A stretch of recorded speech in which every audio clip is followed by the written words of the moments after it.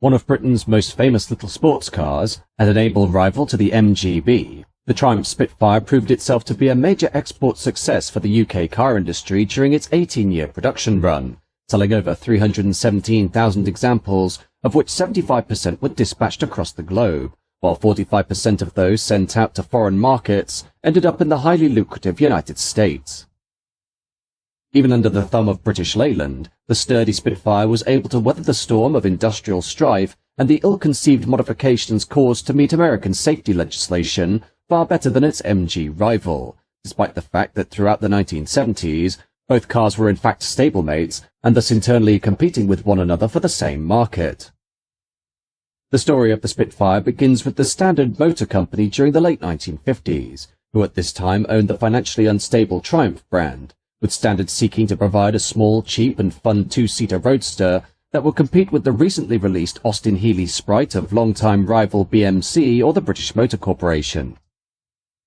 While Triumph had already made its mark on the world of motoring through its provision of superb sports models, these consisted primarily of upmarket cars aimed to do battle with the likes of MG, while the low-end market was a void in which the Sprite had near total domination, plans being set out by the Triumph management to create a new small roadster that would be of generally the same dimensions and price as the Healey, but stronger performing. In 1960, Italian designer and longtime collaborator with Standard Triumph, Giovanni Michelotti, was appointed to develop an attractive design for the new sports car model, Michelotti having just completed his work on the Triumph Herald family saloon, which was renowned for its European style and profile, his early concepts resulting in the creation of a beautiful swooping body, with the prototype car being christened the name Bomb. In terms of mechanics, the new car would incorporate a larger and more powerful 1.1-litre engine from the Herald, thus giving it performance that outclassed the Sprite, with this facet being combined with a more spacious and comfortable interior for the driver than the comparatively cramped Austin Healey. The prototype Bomb would be heavily based on the Triumph Herald, utilizing the saloon's steering and suspension, though the frame was newly developed and characterized by its high level of robustness, the car's body being welded rather than riveted due to previous issues of weak rigidity in the earlier Triumph cars, while to give the car even more stability, stronger side skirts were installed and the wall behind the seats was reinforced so that the spring arms could be mounted there. Unfortunately, before the Bomb was able to begin production, the financial situation at Standard Triumph became dire due to a substantial drop in export sales to the American market caused by the Eisenhower recession of 1958, while Standard itself faced a loss of income due to its aging range of economy cars like the Standard 8 being undercut by the likes of the Ford Anglia and the Austin Mini, thus leading to the project being halted and quickly forgotten. Though Standard Triumph appeared to be facing total collapse, in 1961, Leyland Trucks and Buses, under the leadership of the highly ambitious Donald Stokes, procured the car builder in order to form the Leyland Group, Leyland's domination of the UK truck and bus market, meaning that it was able to inject a substantial amount of capital into the ailing Triumph, while the Standard name was dropped entirely. Bomb, meanwhile, remained forgotten by the wider company, and appeared destined to never see the light of day again, that being until it was rediscovered by chance, when one of the Leyland managers took a tour around the trim factory and found the dust-covered prototype hiding under a tarp, thus reigniting the original notion as to creating a small entry-level roadster that could go head-to-head with the Austin Healey Sprite. In July 1961, the Leyland Group management agreed to release funds into the project, and 15 months after its rediscovery, Bomb was brought to the public during the London Motor Show of 1962 under the name Spitfire 4, the car illustrating not only its superb Italian styling, but also its improvements in performance and practical merits over the Sprite, featuring wind-up windows, rubber floor mats, and locking doors.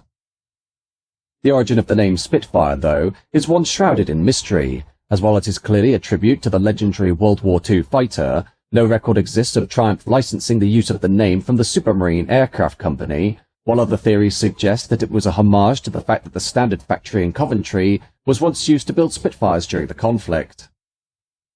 The first version of the Spitfire, released in 1962, was dubbed the name Spitfire 4, the 4 being a reference to the number of cylinders under the bonnet, and though the car was slightly more expensive than its competitors, it proved to be an immediate success that outsold them all, especially in the United States, with factors as to its appeal being the provision of wind-up side windows, exterior door locks, an aircraft-inspired instrument panel, an optional hardtop, and an overdrive transmission with wire wheels later down the line. Beneath the surface were efficient disc brakes, which stopped the lightweight Spitfire effectively, and independent suspension originating from the Triumph Herald, while the front suspension featured wishbones with coil springs, and the rear suspension combined swing axles with transverse leaf springs bolted to the top of the differential, thus creating a simple but sturdy car that was everything expected for in a small British roadster for the time, but with an improvement in general livability. The engine was modest, being a 1.1-litre 63 horsepower four-cylinder engine, which pushed the Spitfire 4 to a top speed of 92 miles an hour, while a 0-60 time of 16.4 seconds was attainable, numbers that may not sound quick by modern standards, but at the time were completely acceptable for a small sports car in 1962, its performance emphasized further by its low and deep sitting position that added an air of thrill for the occupants. Not long after the car was released, Triumph and its dealers started offering tuning kits and upgrades, which included all manner of additions, ranging from high-compression cylinder heads, new exhaust manifolds, and twin-choke Verba carburetors, thus making the Spitfire 4 faster, unique, and much more exciting, a total of over 45,000 Spitfire 4s being sold during its production between 1962 and 1964. The second version of the Spitfire appeared in 1965 and was a minor upgrade from the Mark I, with Triumph having updated the coil spring clutch to a diaphragm spring clutch, which was only applied to British models, while North American models received AC Delco distributors as opposed to the British models that stayed with Lucas. Other updates including redesigned seats, covers for the exposed metal panels, carpets that replaced the original rubber mats, and an increase in power output by 4 horsepower to 67 horsepower, all in order to differentiate the Mark II from the Mark I. Triumph fitted new emblems and a new front grille. In the United States, Spitfires were entered into various professional and amateur motor racing events as a means to provide free advertising for the car, with the model's many victories in this field forming the basis of an exceptional marketing campaign that worked well in getting Spitfires sold in North America.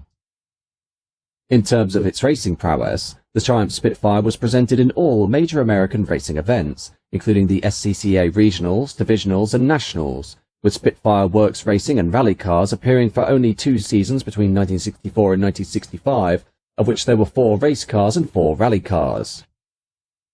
During the same year, the 1964 20 Hours of Le Mans saw 3 Spitfires entered, although only one would finish in 21st place, while the other 2 examples crashed, though the rally team saw greater success when Spitfires won their class in the 1964 Tour de France Rally and the Geneva Rally. In 1965, the Spitfires competed in Sebring and Le Mans with great success, winning their class at the Le Mans with a 1-2 finish, while later in the year, a Spitfire won its class at the Alpine Rally, Spitfires eventually entering a total of 458 races between 1962 and 1973, which ended up with them achieving an 84% finishing ratio, and amounting to 52 first place, 49 second place, and 52 third place finishes. In total, over 37,000 Mark IIs were produced during the 2-year period between 1965 and 1967, after which the Mark III Spitfire brought along some major and much-needed changes, as in order to stay competitive with the evolving Sprite, Triumph updated the engine to a 1.3-litre capacity, producing 75 horsepower, and improving the 0-60 time to 13.4 seconds, while the most obvious change was the updated front bumper, which was modified to comply with new American federal laws. Triumph also fitted bigger front brake calipers, a bigger steering wheel from the TR4 sports car, different seats, and even a wood veneer dashboard, while a new and improved soft top that did not need storing in the boot was also presented, 1968 seeing the 100,000th Spitfire roll off the production line at Coventry, providing a great celebration for Triumph, the Mark III being the most successful update to the Spitfire range, producing over 65,000 units in 3 years. In 1970, the Mark IV Spitfire was introduced with a plethora of improvements and changes, so many in fact that the new model was essentially a ground-up rebuild of the car, with much of its chrome trim being replaced by a black plastic grille and black plastic bumper, while a more clean and stylish look was achieved through the fitting of flush modern door handles and slightly flared wheel arches. The rear bumper was also provided in one piece together with the entire rear end, thus increasing boot space and bringing its design in line with that of the larger Triumph Stag and the 2000 Saloon for compatible assembly, while the Mark IV also received a new hardtop version that was more practically designed, An additional headroom for the passengers was included that came alongside plastic mouldings for head protection. All Mark IV models were fitted with the black cockpit-wide plastic dashboard, which had the main instruments in front of the driver instead of the middle, though later wood veneer dashboards were also offered, while seat belts, a heater, and black plaided sun visors were now fitted as standard. And despite the fact that the new Spitfire had less power than the Mark III, producing only 63 horsepower, the only change to the engine was the power measuring system, which was now done according to the German DIN system. The Mark IV also provided an opportunity to address previous concerns regarding the rear suspension, which was very light and often led to a loss of grip when cornering at high speed, this being due to the rear transverse leaf spring assembly being bolted solidly to the top of the differential casing. Triumph's amendments to this design being the simple bolting down of the bottom leaf of the assembly, while others were free to move around the central axis, thus making the Spitfire more predictable to drive, but not robbing it of its fun, perky appeal. The Mark IV would eventually see 70,000 examples sold by the time it left assembly in 1974, whereupon it was replaced by the Spitfire 1500, which fitted the car with a new 1.5-litre engine that produced 71 horsepower and was paired with a Morris Marina gearbox, the combination of which meant that the Spitfire could now top 100 miles an hour, though due to new laws in the United States, export versions of the 1500 were given a smaller engine compression ratio so that they could run on unleaded gasoline, a single Zenith Stromberg carburetor, and an exhaust system with a recirculation system and a catalytic converter. This meant that the new American market Spitfire only produced 53 horsepower and reached the 60 mark in 16.3 seconds, and made it somewhat unimpressive for what was expected of a 1970s roadster, and was essentially identical to the performance expected of the original Spitfire 4 of 1962, while European and British Spitfires kept their twin HS4 carburetors and a 9:1 compression ratio, which allowed for better driving characteristics. The 1500 came with longer rear swing axles, which resulted in a wider rear track, which, in combination with a lowered rear suspension, improved the car's stability considerably, while other changes included the significant upgrade of the interior trim with the later models, which received more modern updates like electric windscreen washers and hazard warning lights. However, come the mid to late 1970s, the Spitfire, together with the concept of the traditional British sports car, was starting to lose out heavily to a new breed of cheap but speedy cars in the form of the hot hatchback, with the likes of the Volkswagen Golf GTI, the Renault 5, the Vauxhall Chevette and the Talbot Sunbeam taking regular family hatchbacks and providing them with performance that could easily exceed the dedicated sports cars of the time, while still retaining their practical multi-purpose body shells and simple mechanics. This, in combination with the ever-increasing constraints of American safety and emissions legislation, meant that the British Leyland management, under the leadership of newly appointed chairman Sir Michael Edwards, lined up the Spitfire along with the MGB and the Midget for discontinuation, and in August 1980, the last Spitfire 1500 rolled off the assembly line at Coventry before being donated to the British Motor Heritage Museum in Gaydon near Warwick. In the end, the Triumph Spitfire delivered to the market a machine with clear intentions, to provide a fun, simple and practical roadster that had the qualities and performance that could outdo the earlier Sprite, while at the same time not aiming too high in expectations to try and match the likes of the AC Shelby Cobra and its 186-mile-an-hour record speed. By contrast, the Spitfire was simply designed to provide a car that presented nippy handling and beautiful style for a price that was not beyond the reach of the average motorist, while an abundance of optional extras provided by Triumph and its exceptional racing record in the United States helped to enhance the experience of speeding around the winding roads of England or the open highways of the American West.